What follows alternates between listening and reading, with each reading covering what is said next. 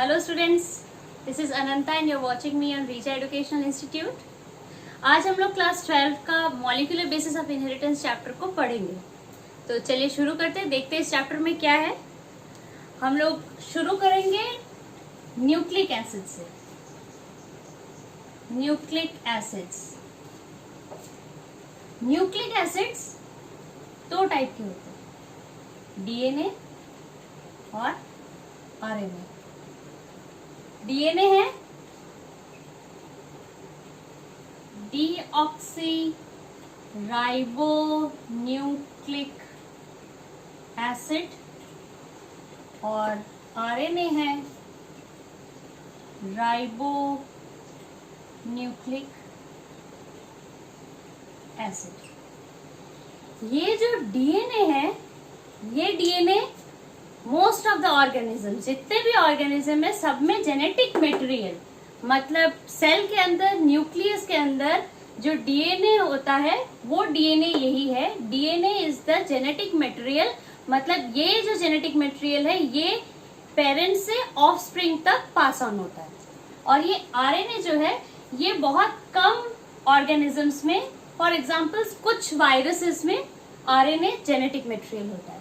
तो DNA genetic material है सब में, राइबोन्यूक्लिक एसिड मतलब आरएनए जो है जेनेटिक मटेरियल है कुछ ऑर्गेनिजम्स में। एग्जांपल बताया, कुछ वायरसेस में, सारे वायरसेस भी नहीं है, वायरसेस में डीएनए वायरसेस भी होते हैं और आरएनए वायरसेस भी होते हैं। तो आरएनए कुछ वायरसेस में जेनेटिक मटेरियल है।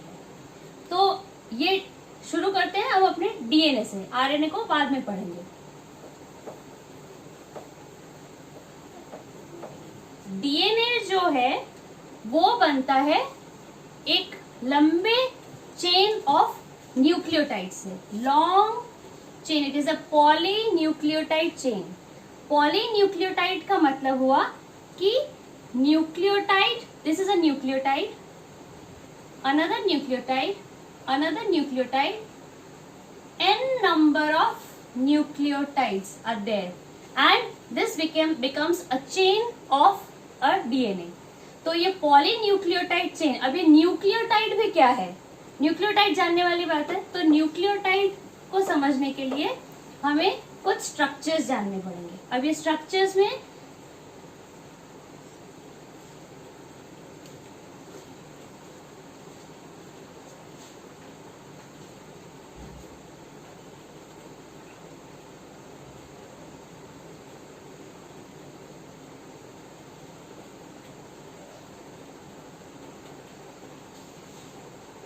ये है ribose sugar, pentose sugar, 5 membered ring है पेंटोज शुगर, जिसमें कि राइबोज इसको बोलते हैं हम लोग, राइबोज शुगर। ये राइबोज शुगर में ये this is the first carbon, second carbon, third carbon, fourth one and this is the fifth carbon. तो ये जो first carbon, second carbon, third carbon ऐसे बता रहे हैं आपको। तो ये सेकेंड कार्बन में जब ऑक्सीजन होता है तब इसको हम लोग बोलते हैं राइबोज शुगर, और जब ऑक्सीजन नहीं होता है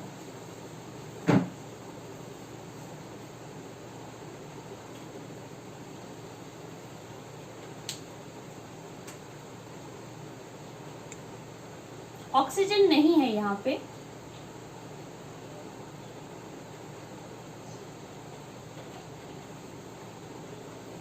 तब इसको हम लोग बोलेंगे डीऑक्सी। डीऑक्सी मतलब ऑक्सीजन यहाँ जो था वो हट जाता है, deoxy ribose. So this is ribose sugar and this is deoxy ribose. अब ये राइबोज शुगर और ये डीऑक्सी राइबोज शुगर के साथ में ये राइबोज शुगर होता है आरएनए में और ये डीऑक्सी राइबोज होता है डीएनए में। वहीं से ही इसका नाम आता है deoxy ribo nucleic acid. Deoxy, oxygen नहीं है, deoxy ribo nucleic acid and this is, ये राइबो शुगर जो है वो आता है हमारा आरएनए में।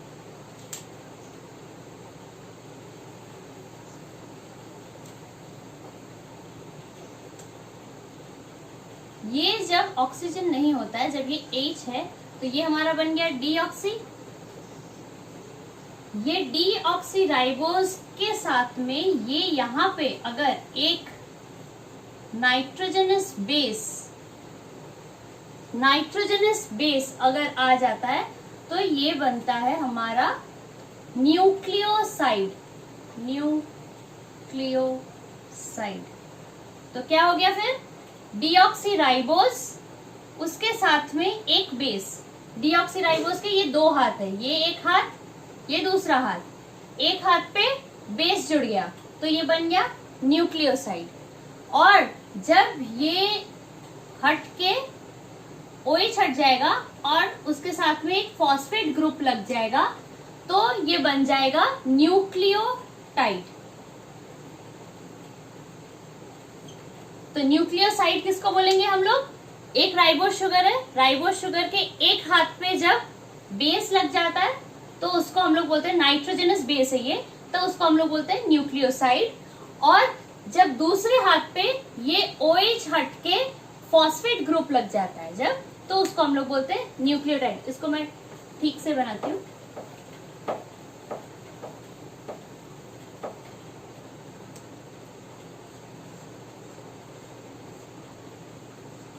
This is nitrogenous base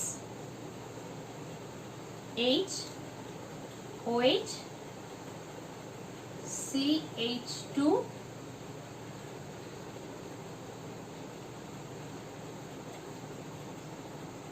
so this is a nucleotide। ये पूरा है ये न्यूक्लियोटाइड। न्यूक्लियोसाइड किसको बोलेंगे, जब फॉस्फेट नहीं रहेगा, सिर्फ राइबोज शुगर के साथ में एक नाइट्रोजनस बेस रहेगा, एक हाथ पे नाइट्रोजनस बेस है, दूसरा नॉर्मल जैसे रहता है CH2H वैसे है, तब उसको हम लोग बोलेंगे न्यूक्लियोसाइड। और जब फॉस्फेट आ जाता है उसको बोलते हैं न्यूक्लियोटाइड। तो ये एक न्यूक्लियोटाइड ऐसा बना, न्यूक्लियोटाइड 1, वैसे ही सिमिलरली न्यूक्लियोटाइड 2, न्यूक्लियोटाइड 3, ऐसे डॉट डॉट डॉट डॉट बहुत सारे न्यूक्लियोटाइड जब जुड़ेंगे तब बनेगा एक चेन ऑफ DNA। DNA बनता है दो चेन से, दो चेन बनता है। एक चेन जो है वो ऐसे n number of nucleotide, polynucleotide chain एक, और ये दूसरा वाला चेन जिसमें भी वही बात है कि न्यूक्लियोटाइड न्यूक्लियोटाइड न्यूक्लियोटाइड न्यूक्लियोटाइड जुड़ के बनेगा दूसरा वाला चेन। तो यहां तक हम लोगों ने समझा न्यूक्लियोटाइड किसको बोलते हैं, न्यूक्लियोसाइड किसको बोलते हैं, और DNA में होता है डीऑक्सीराइबोज शुगर, RNA में होता है राइबोज शुगर। अब ये जो बेस है नाइट्रोजनस बेस, ये होते हैं दो टाइप के, नाइट्रोजनस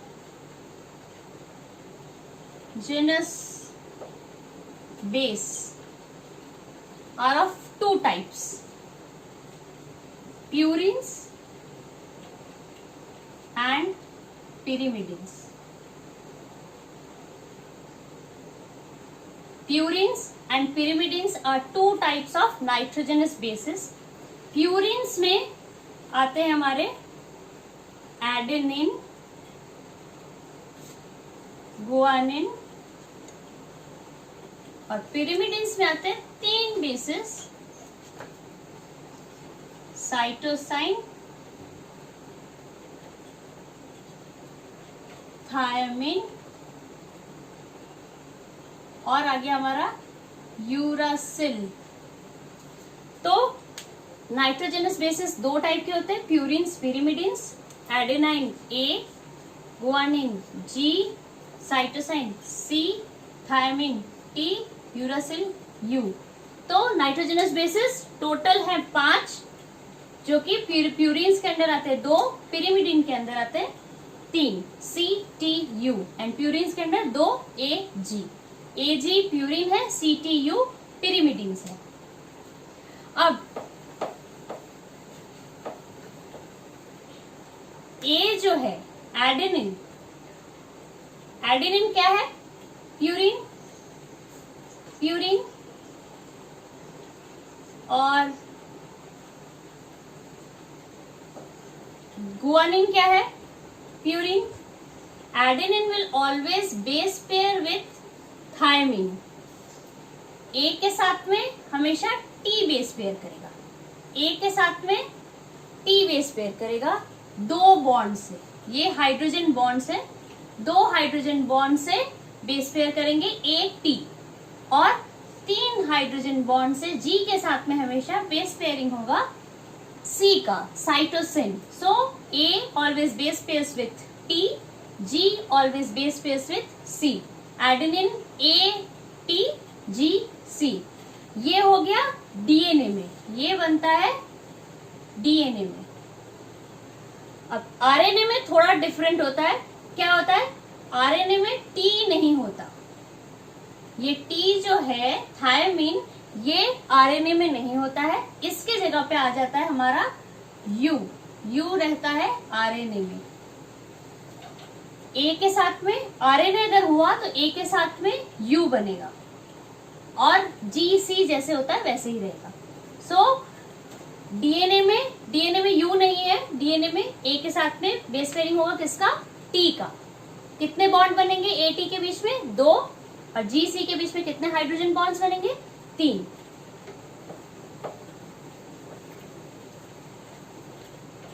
तो हम लोगों ने फिर अभी तक क्या पढ़ा? फिर न्यूक्लियोटाइड. पहले न्यूक्लियोसाइड से शुरू करते हैं. एक राइबोज शुगर से शुरू करते हैं. दिस इज राइबोज शुगर या डीऑक्सी राइबोज शुगर, कुछ भी. डीएनए और आरएनए में जो डिफरेंस है, राइबोज शुगर होता है आरएनए में और डीऑक्सी राइबोज होता है डीएनए में. राइबोज शुगर के साथ में जब बेस जुड़ गया, नाइट्रोजनस बेस, तो क्या बन गया? ये न्यूक्लियोसाइड. बेस कितने टाइप के होते हैं? 5. क्या क्या? A T G C U. और राइबोज शुगर के साथ में और एक क्या जुड़ेगा जो कि न्यूक्लियोटाइड बनेगा? फॉस्फेट. तो ये बन गया हमारा न्यूक्लियोटाइड.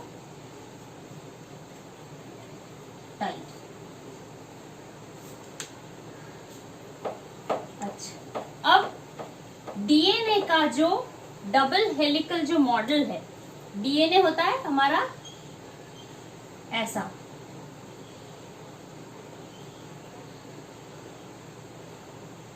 डीएनए 2 पॉलीन्यूक्लियोटाइड चेन से ऐसे बनता है. ये जो ऐसा मॉडल है, ये दिया था Watson and Crick. Watson and Crick, इसीलिए इस मॉडल को बोलते हैं वॉटसन एंड क्रिक मॉडल. तो ये जो मॉडल है, इसमें क्या है कि ये जो चेन्स है, आप लोगों ने लोहे की सीढ़ी देखी है, वो जो ऐसे ऐसे घूम के स्पाइरली ऐसे ऐसे नीचे उतरती है, वो सोचिए कि वैसी सीढ़ी है. उसके जो हैंडल है, जैसे नीचे पकड़ के जिसको उतरते हैं हम लोग, तो वो हो गया ये, और ये सीढ़ियां बन गई ऐसे.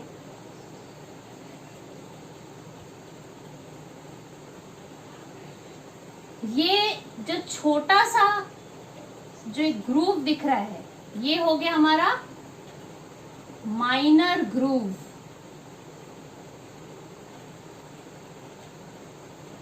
ये जो बड़ा वाला जो ग्रूव दिख रहा है ऐसे अंदर घुसा हुआ, इसको हम लोग बोलते हैं मेजर ग्रूव.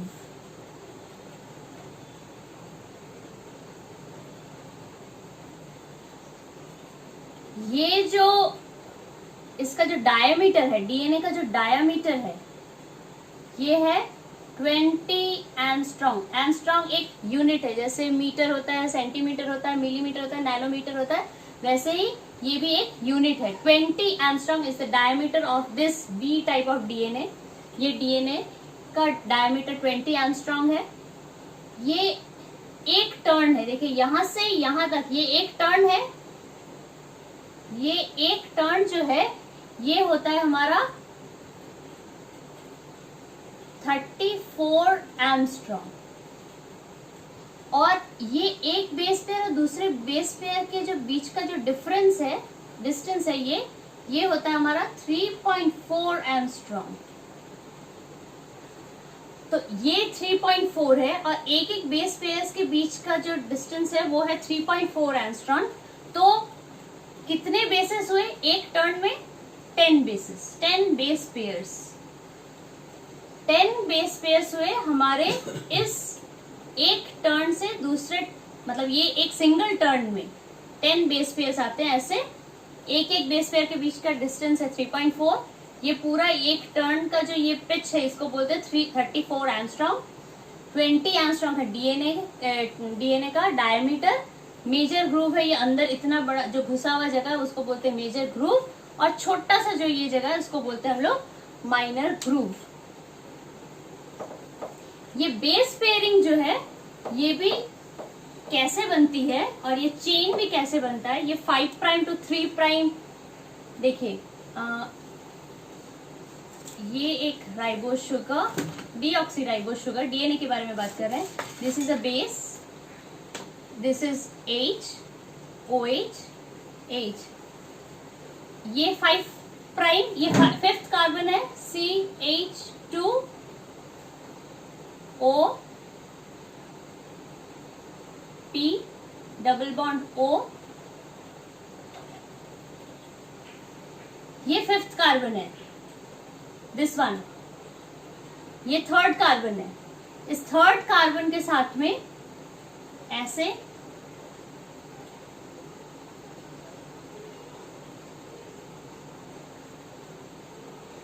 ये और एक बेस H,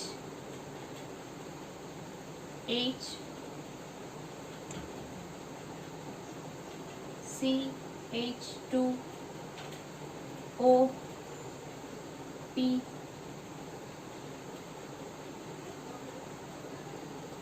तो ऐसे करके ये पॉलीन्यूक्लियोटाइड चेन बनता है। वापस ये 5th कार्बन, ये 3rd कार्बन, फिर वापस ये 5th कार्बन, अब ये 3rd कार्बन में फिर ये OH हट जाएगा, फिर और एक आएगा,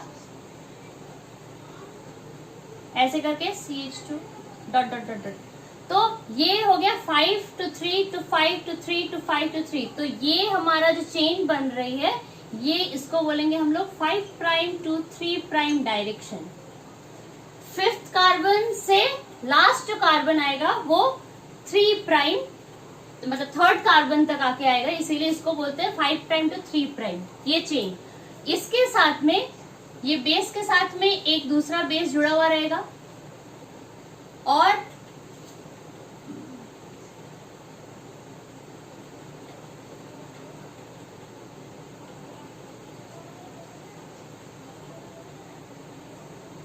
इस तरफ एक फॉस्फेट ग्रुप है।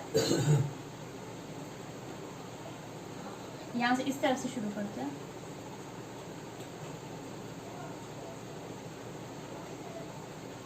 ये फॉस्फेट है,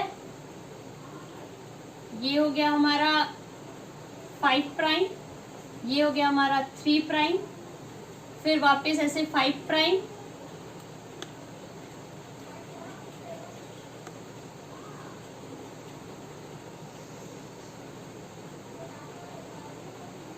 प्राइम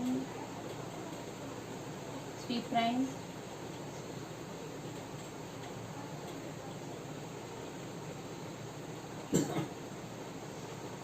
फाइव प्राइम से 3 प्राइम जुड़ा हुआ है, फिर 3 प्राइम।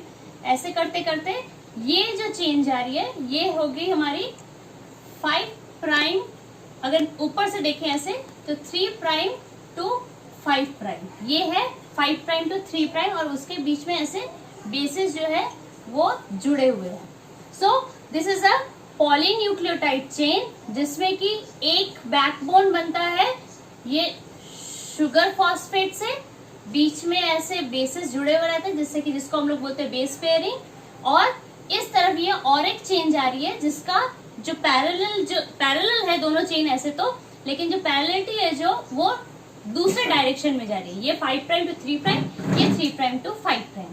तो ऐसे बनते हैं हमारे ये पॉलीन्यूक्लियोटाइड चेन। ऐसे ये 5 प्राइम टू 3 प्राइम और ये 3 prime to 5 prime. I hope यहां तक क्लियर हुआ होगा आपका। तो हमारा अगला टॉपिक है central dogma of molecular biology. Central dogma of molecular biology ये दिया था क्रिक, वॉटसन क्रिक, जो हम लोगों ने अभी पढ़ा जो डीएनए का मॉडल के बारे में, वॉटसन क्रिक ने दिया था, उसमें से क्रिक ने दिया ये central dogma of molecular biology, जिसमें क्या बता रहा है कि सेंट्रल डॉगमा में डीएनए है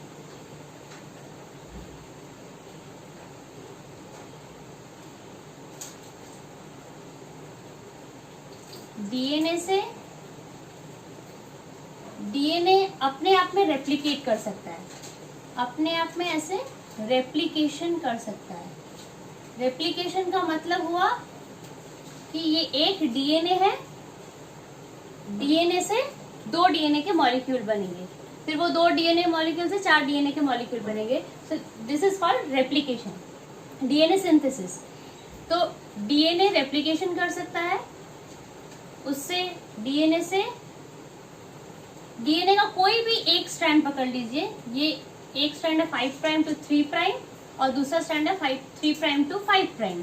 तो कोई भी एक स्ट्रैंड जो है उसका कंप्लीमेंट्री स्ट्रैंड होगा आरएनए।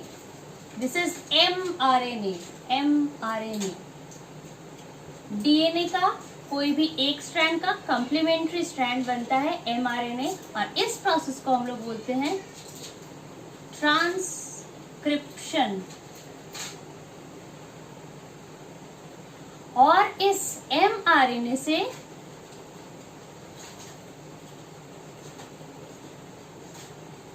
प्रोटीन मॉलिक्यूल्स बनते हैं। प्रोटीन, एमआरएनए से प्रोटीन मॉलिक्यूल्स बनते हैं। इस प्रोसेस को हम लोग बोलते हैं ट्रांसलेशन। तो सेंट्रल डॉगमा का मतलब क्या हुआ? डीएनए रेप्लिकेशन कर सकता है, एक डीएनए मॉलिक्यूल से 2 डीएनए मॉलिक्यूल बना सकता है। ये सब कुछ इसी चैप्टर में एकदम डिटेल्स में है। रेप्लिकेशन है, ट्रांसक्रिप्शन है, ट्रांसलेशन है। तो क्या है? डीएनए रेप्लिकेशन कर सकता है, एक डीएनए मॉलिक्यूल से 2 डीएनए मॉलिक्यूल बनेगा। डीएनए से एमआरएनए बनेगा। मतलब कैसे बनता है वो? डीएनए का कोई भी एक स्ट्रैंड जो है, एक स्ट्रैंड का मतलब हो गया कि सोचिए ये एक स्ट्रैंड है जिसमें A T G C T A G T ऐसे है। तो इसका कॉम्प्लीमेंट्री क्या हो गया? ए के बदले यहाँ पे क्या आएगा फिर? यू, क्योंकि हमें पता है कि आरएनए में थायमिन नहीं होता है, टी नहीं होता है, उसके बदले होता है यू। तो ए के बदले इसका कॉम्प्लीमेंट्री फिर क्या हो गया? यहाँ पे यू आया। टी के बदले यहाँ पे ए आएगा, जी के बदले आया सी, सी के बदले आया जी, टी के बदले आया क्या? ए। ऐसे ये बना एमआरएनए। डीएनए का ये स्ट्रैंड जो है उसका कॉम्प्लीमेंट्री स्ट्रैंड बन गया एमआरएनए। इस प्रोसेस को बोलते हैं हम लोग ट्रांसक्रिप्शन।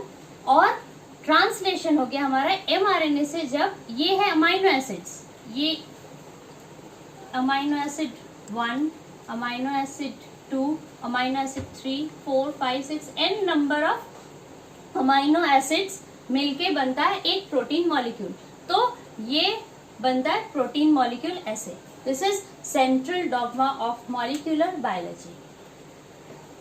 फिर ये जो डीएनए है, डीएनए इतना बड़ा डीएनए, एक सेल के न्यूक्लियस के अंदर पैकेजिंग होता है।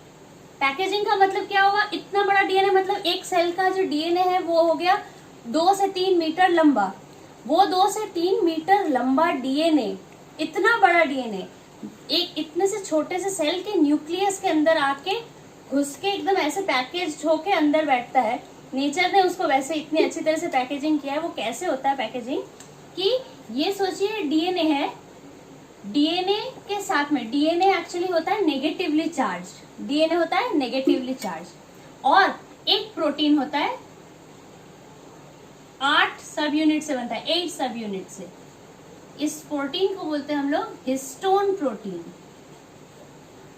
तो ये हिस्टोन प्रोटीन है पॉजिटिवली चार्ज। डीएनए हुआ नेगेटिवली चार्ज, हिस्टोन प्रोटीन हुआ पॉजिटिवली चार्ज। ये डीएनए मॉलिक्यूल जब इसके ऐसे ऐसे रैप होता है, इसके ऊपर रैप होता है हिस्टोन प्रोटीन के साथ में, तो इस स्ट्रक्चर को बोलते हैं हम लोग डीएनए के साथ में, डीएनए हिस्टोन प्लस डीएनए इसको बोलते हैं हम लोग न्यूक्लियोसोम। तो ये था हमारा डीएनए। डीएनए के साथ में न्यूक्लियोसोम बन गया, डीएनए के साथ में हिस्टोन मिल के बन गया न्यूक्लियोसोम। फिर ये ऐसे बहुत सारे, दिस इज हिस्टोन, उसके आसपास में डीएनए, फिर वापस हिस्टोन, उसके आसपास में डीएनए, हिस्टोन, डीएनए, ऐसे करते करते क्या होता है, फाइनली पैकेजिंग होते होते होते होते होते होते होते फाइनली ऐसा स्ट्रक्चर ले लेता है। This is chromosome. कंडेंस होते होते होते होते क्रोमोसोम बन जाता है। तो डीएनए पैकेजिंग फिर कैसे होता है, डीएनए जो है नेगेटिवली चार्ज, हिस्टोन प्रोटीन है पॉजिटिवली चार्ज। हिस्टोन प्रोटीन के कितने सब यूनिट्स हैं, 8 सब यूनिट्स, इसीलिए इसको बोलते हैं ऑक्टामर। 8 सब यूनिट्स होते हैं हिस्टोन के। इन दोनों को मिलकर बन गया न्यूक्लियोसोम।